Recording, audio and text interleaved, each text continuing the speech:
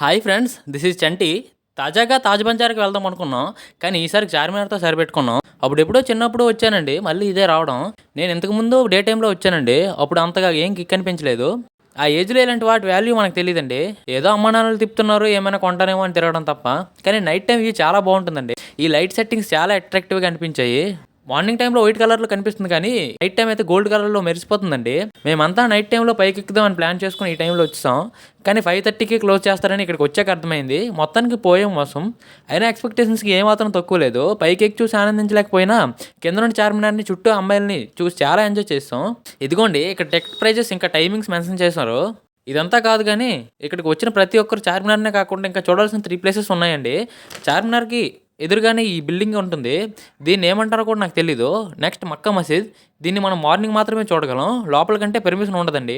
ఇంకొచ్చేసి ఈ నిమ్రాహ్ చాయ్ సెంటర్. ఇక్కడ ఇరానీ చాయ్ చాలా ఫేమస్ అండి. ఒక్కసారి ట్రై చేస్తే లైఫ్లో మర్చిపోలేరు. మొత్తానికి చార్మినార్ టూర్ బాగా ఎంజాయ్ చేస్తాం. వీడియో నచ్చితే లైక్ చేయండి. మరిన్ని వివరాల కొరకు మా ఛానల్ సబ్స్క్రైబ్ చేసుకోండి. Thank you.